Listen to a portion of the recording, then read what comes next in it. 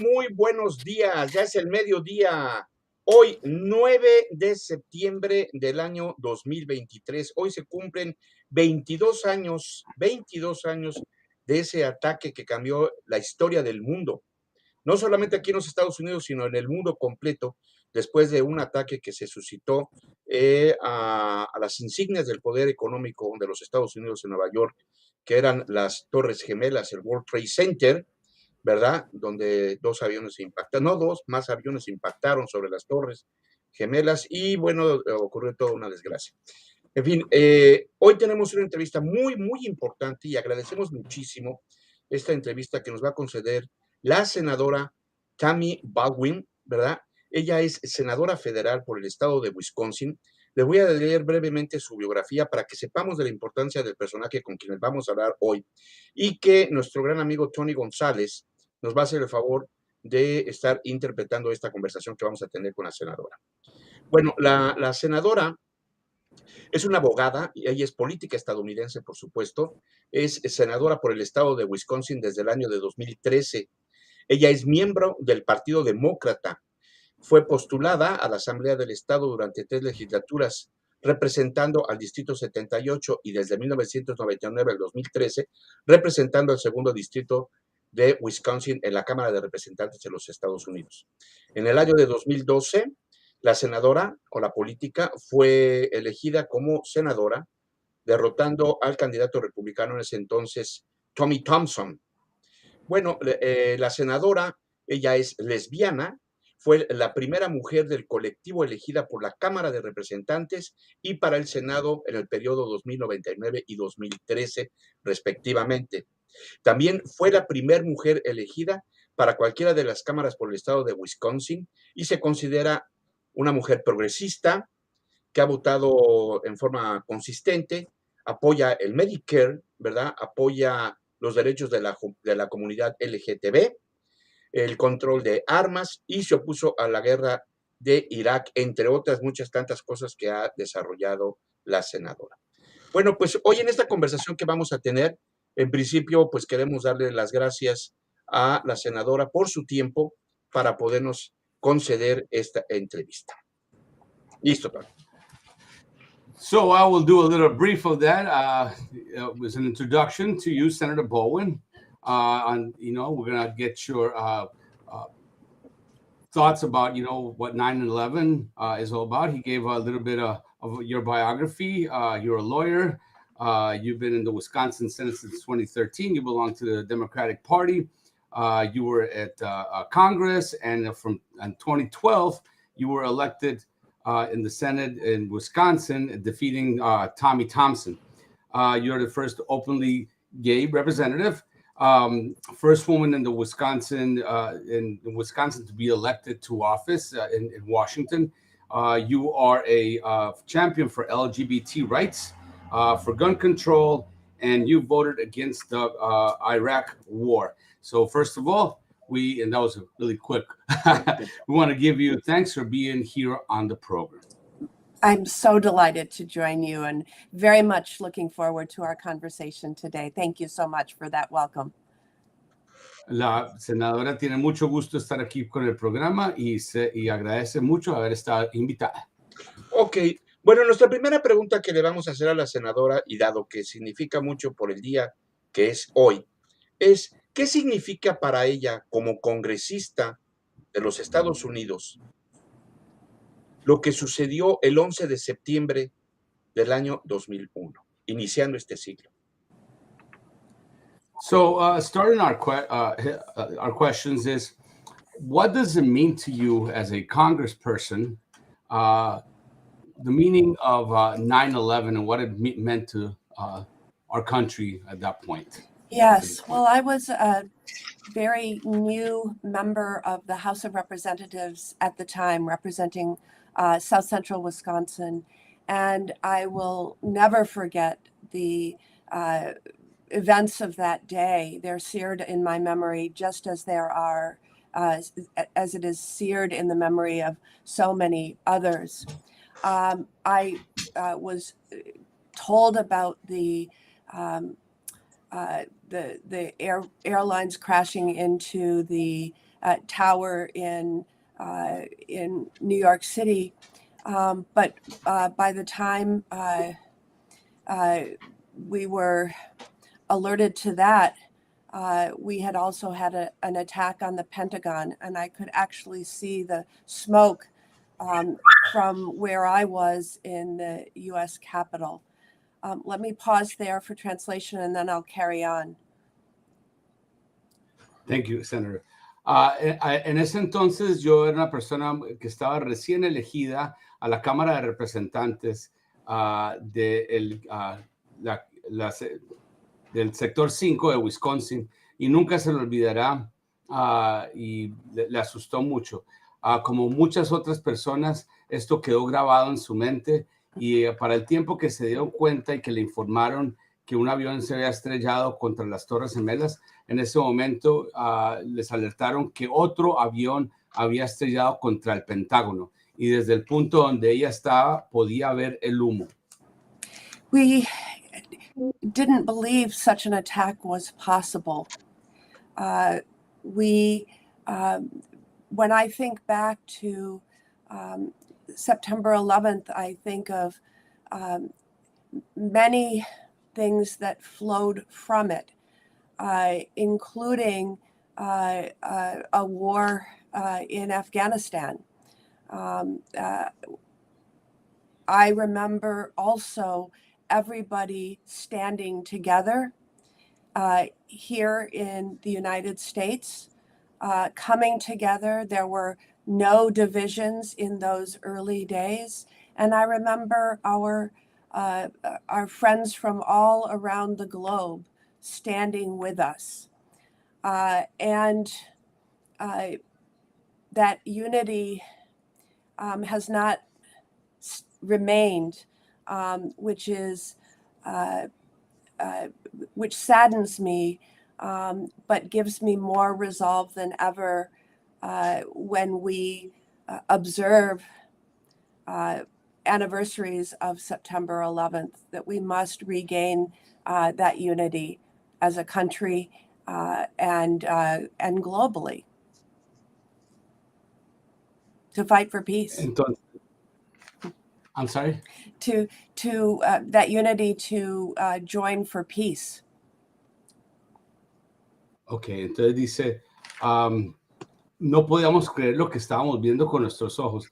Cuando pienso del nuevo 9/11, pienso de inmediato las cosas que siguieron, los eventos que siguieron después de eso, como la guerra en Afganistán, y también recuerda que la gente, las personas en Estados Unidos estaban todos juntos. No había división en los días al comienzo de este evento. Nuestros amigos alrededor del mundo también estaban al lado de nosotros.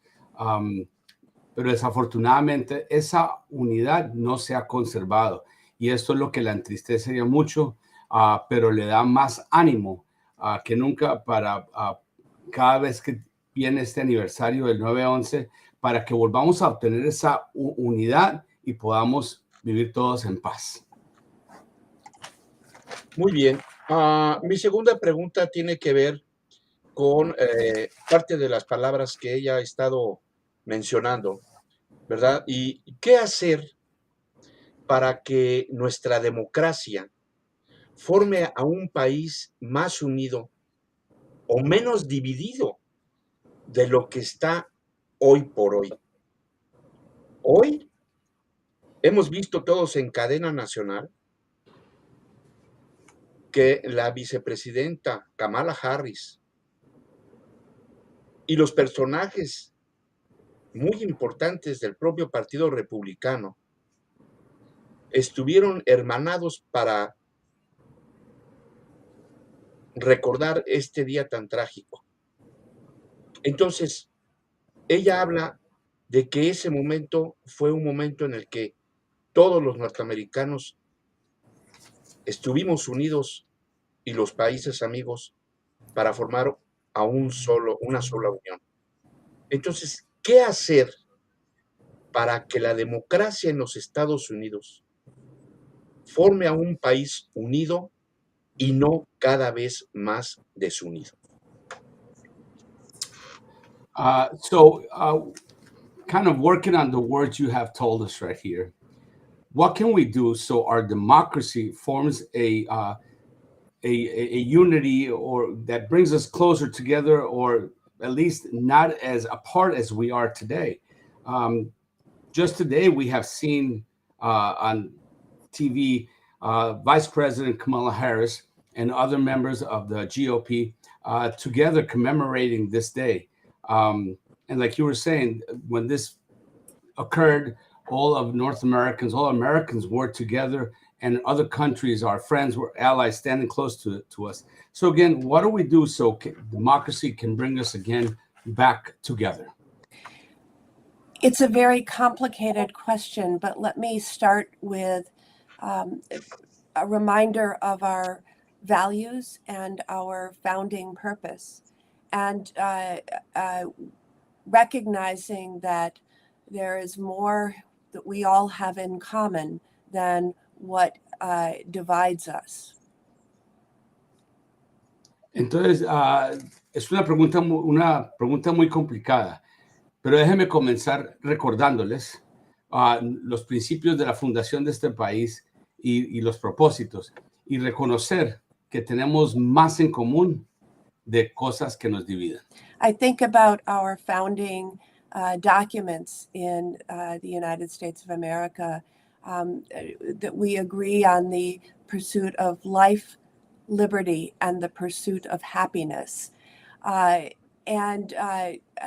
then from those founding documents, how do we, as leaders in government, try to bring those ideals to fruition through laws and policies? And policies. Y entonces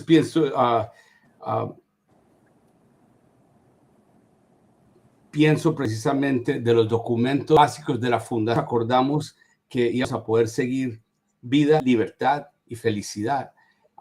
Y de esos mismos documentos, cómo nosotros como líderes en el gobierno ver ese ideal de nuevo a través de leyes y políticas. I think of how often we hear harmful rhetoric that is aimed at division. I try in my own role to never use those type of words or that type of language, but instead to try to search for ways to respond to our challenges in ways that bring us together rather than divide us. Entonces, yo pienso que qué tan a menudo se escuchan palabras que son dañosas, que están dichas solamente para dividirnos. Y entonces yo pienso en mi propia persona y no utilizar ese tipo de palabras o lenguaje. Y también cómo cumplo con el reto de responder con palabras que nos unan más y no nos dividan tanto. Ok. Tomando como base lo que dice la senadora de la libertad, bueno, de la vida, la libertad y la felicidad, ¿por qué es que, haciendo a un lado a los medios de comunicación, a los convencionales, a los que siempre hablan de la muerte y de la nota roja, de la nota sangrienta, cómo convencer a nuestros políticos para que cedan el paso a las nuevas generaciones en todos los poderes de la nación? Okay, so based on your words, talking about life, liberty, and pursuit of happiness, how can we put aside the conventional media that's always talking about death and blood? How can we convince our politicians today to seed the way, to new generations in all positions in government, everywhere, at all levels?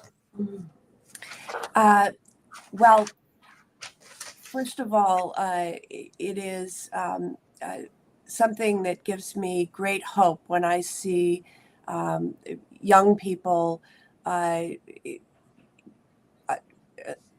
leading in so many different ways. I think about, by way of example, last year in the state of Wisconsin, we had a primary election for United States Senate in the Democratic side. And there were 8 candidates, and I believe all 8 candidates were in their 30s. And I thought to myself, what a wealth of skill and talent and leadership. And we've seen a number of those individuals go on to become accomplished leaders in a variety of positions. And it brings me great hope about the future. I think that we also always need to be in communication with young people, whether that be those still in school before even attaining adulthood, but especially those thereafter, about the opportunities to be involved, not just in their careers, but in their communities. And I am very hopeful about the future, given what I hear from Wisconsin's young people. Entonces, dice ella, primero le da mucha esperanza el poder ver cuando personas jóvenes están al liderazgo en muchas formas. Y un ejemplo que voy a dar, el año pasado en el estado de Wisconsin, tuvimos una elección primaria para el Senado por el lado democrático. Tuvimos muchos candidatos que se pararon lado a lado y la mayoría de ellos estaban en sus años 30, entre los 30. Y ella ve el gran valor, el talento y la habilidad y el liderazgo que tienen, y muchos de ellos han logrado tomar posiciones de liderazgo en muchas otras posiciones, y eso le da a ella mucha esperanza para el futuro. Ella obviamente piensa mucho de las personas jóvenes, inclusive esas personas que en este momento todavía están en las escuelas antes de que lleguen a ser adultos, para que tengan la oportunidad de poder involucrarse en sus propias carreras y su propio liderazgo. Eso a ella le da mucha esperanza. I think En Wisconsin. I would add the importance of role models. Although I am no longer a young person myself, I first ran for office when I was 24 years old for the county board and was elected. And I did so because I had encouragement from the older generation that, yes, I could do it. And I think that we also, those of us who are in high profile office or even local office, can be role models and mentors for the next generation. Entonces también quiero añadir la importancia de tener modelos, guías para la gente más joven.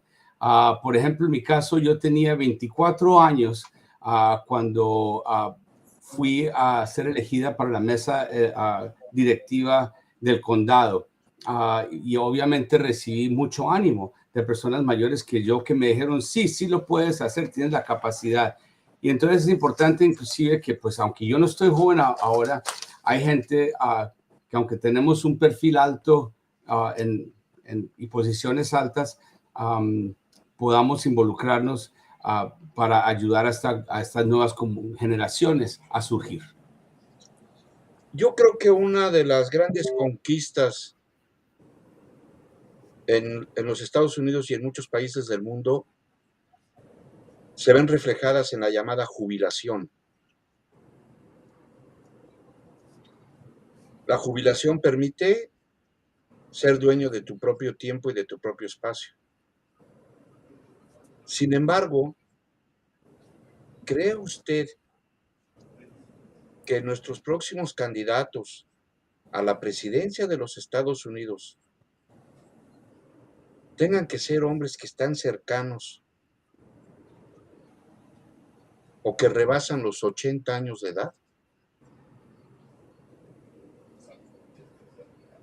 So I believe that one of the biggest accomplishments in the United States and the world is reaching that age of retirement, which allows you to own your own time and your own space.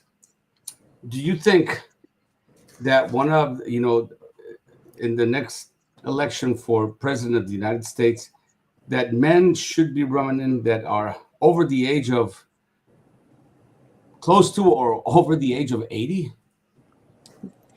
I believe that we should be focused on the policies and the results. And with regard to our current president, Joe Biden, who I support very strongly, he's accomplished probably more in his first term than any president in recent memories. It's certainly more than any president in a couple of generations. I look at the accomplishment of rebuilding our infrastructure, the accomplishment of bringing more jobs that had left our shores back to the U.S. through the CHIPS and Science Act. And I think about the incredible investment we are making in fighting climate change by investing in clean energy and reducing our reliance on fossil fuels that lead to climate change. And lastly, the strengthening of the Medicare program through lowering the cost of prescription drugs through Medicare negotiation.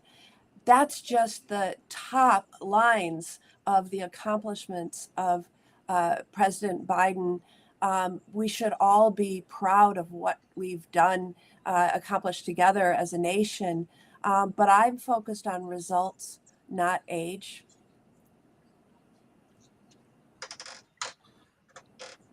Okay. Yo creo que nos debemos enfocar en las políticas y sus resultados. En cuanto que tiene que ver a nuestro presidente Joe Biden, al cual yo apoyo fuertemente, él ha logrado más en su primer término que cualquier otro presidente ha logrado en la historia reciente, más que inclusive muchos presidentes en unas generaciones recientes. Cómo reconstruyó nuestra infraestructura, los logros que ha logrado en cuanto a crear trabajos que se fueron de nuestro país y ahora están regresando a través de políticas como el CHIPS, y no sé lo que quiere decir, y el acto de ciencia. Cómo se ha invertido en arreglos para los cambios climáticos y para que podamos utilizar energía limpia y tener menos dependencia en energía que viene de fósiles. Cómo ha ayudado a hacer mejor el cuidado médico con negociaciones con el Medicare. Y esas son apenas una de las pocas líneas de arriba que ha logrado nuestro presidente Joe Biden. Lo que lo ha hecho un buen presidente, y entonces nos debemos enfocar en los resultados, y ella está enfocada en los resultados, no tanto en la edad. Ok, ¿y cuándo vamos a ver a una América en un solo bloque económico, así como los europeos tienen la Comunidad Económica Europea? ¿Cuándo? So when are we going to see the United States in a single economic bloc as the European Union? When will we see that? The United States or North America? No, todo el continente americano. The entire continent. Yes. Well, we have made steps in that direction with the U.S., Mexico, Canada trade agreement, the USMCA, and it has, it certainly does not get us all the way there, but it is a positive step in the right direction. I think one of the things that is so important as a part of that trade agreement is that we want to lift workers everywhere, whether those are workers in Mexico, whether those are workers in the USA, or whether those are workers in Canada. And trade can be, we can much more easily operate as an economic bloc when the condition of workers is very similar among nations rather than very different.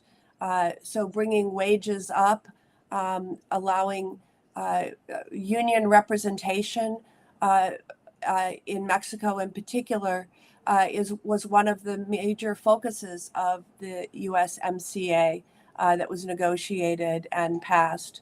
And I think that's a precursor to what that we can build on top of.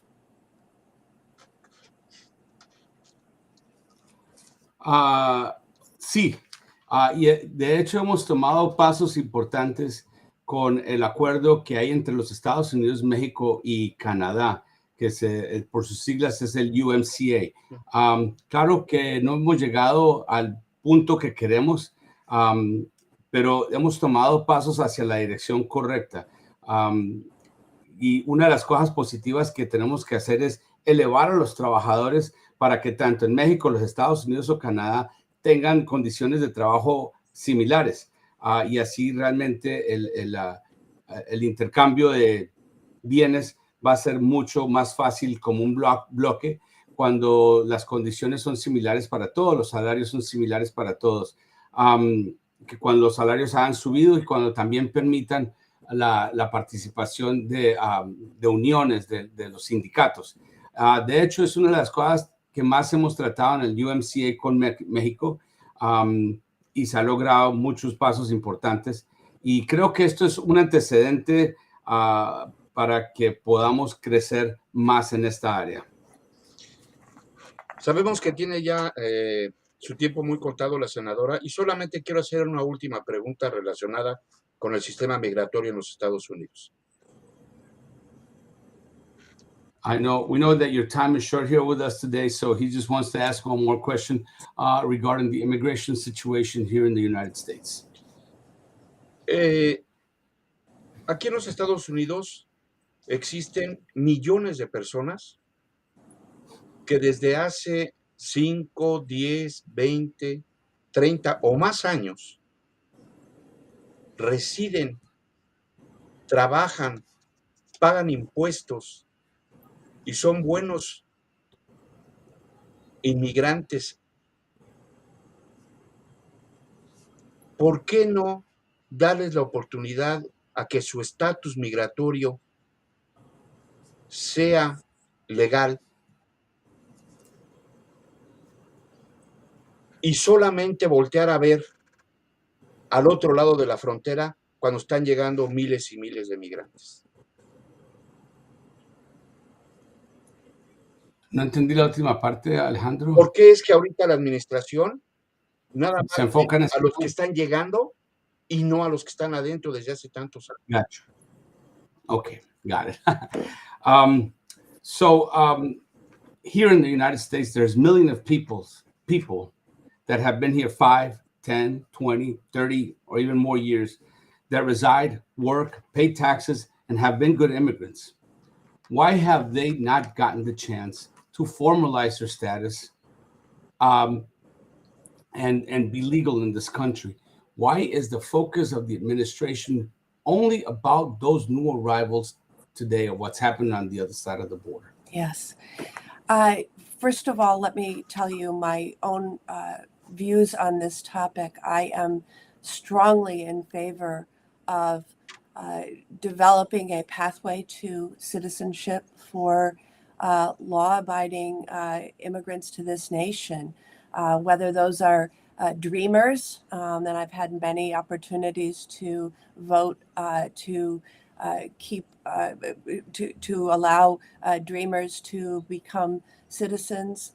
And also, I think that we need to have a pathway for the many others who have come to the United States to work and for the hope of a better life for their families, or to flee violence, to flee poverty, to flee harm. The obstacle has been political, and we have to think about that when we vote.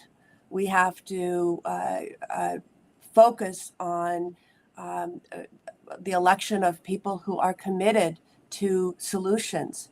I think about the fact that, as you say in your question, the focus is almost always on the border, and we must have an orderly, secure border. But we do not as much focus on those who have been here committed to our economy and to our state and to our country. And we must. When I was first elected to the United States Senate, I had the opportunity to vote for a very strong and broad, comprehensive immigration reform measure that passed the United States Senate and went to the House, where they never took it up. That was extremely disappointing, but that does not mean we should give up. We must keep on fighting. Entonces, primero le quiero dar mi punto de vista en cuanto a este punto que usted ha preguntado. Yo estoy fuertemente en favor de que haya un camino a ciudadanía para aquellos ciudadanos que han obedecido la ley, para que se conviertan en ciudadanos de este país, a los que llamamos los soñadores, a los dreamers, que debe haber un camino para que se puedan convertir en ciudadanos. También debe haber un camino para otros que han venido aquí a este país a trabajar, en esperanza de una vida mejor, en esperanza de darle mejor vida a sus familias, huyendo de la pobreza y la violencia y los daños que le pueden hacer. Y obviamente el obstáculo ha sido un obstáculo político.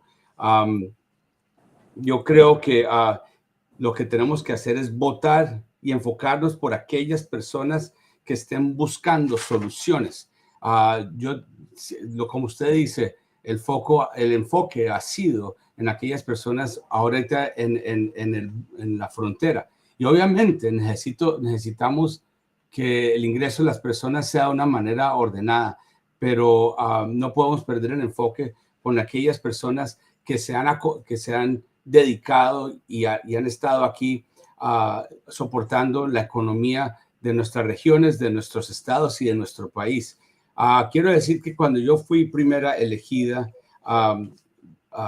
apoyé a una política muy fuerte y amplia para que hubiera una inmigración comprensiva de inmigración. Y pasó el Congreso, pero no pasó la casa. Y eso la defraudó mucho, pero eso no quiere decir que no dejemos de intentar para que algo se haga a favor de eso. Pues queremos agradecer muchísimo el tiempo de la senadora para esta entrevista y si desea agregar algo. So, Senator, we want to thank you for the time that you have given us for this interview. And would you like to add something? I want to thank you also for having me on the show, especially on the month we celebrate Hispanic heritage. I think about the incredible contributions of whether that's Hispanic businesses, small businesses and entrepreneurs in Wisconsin, those who work in every aspect of our economy. And I am very grateful for the contribution to what makes us a state. So again, thank you so much for having me on. Entonces, quiero agradecerles mucho por tenerme aquí en el programa, en particular en este mes que celebramos el mes de la hispanidad. y quiero recalcar la increíble contribución de los negocios grandes y negocios pequeños y todos los empresarios hispanos que en todo aspecto han apoyado a nuestra economía y es lo que nos hace el Estado que somos. Muchas gracias. Pues muchísimas gracias y está invitada para otra entrevista que podamos tener cuando ella nos conceda su tiempo. Thank you very much, Senator, and we leave the door open for another invitation to be on our program anytime you would like to be with us. Thank you. Thank you very much. Mis amigos, muchísimas gracias y gracias a la senadora por haber estado el día de hoy con nosotros. Thank you very much and bye-bye. Thank you.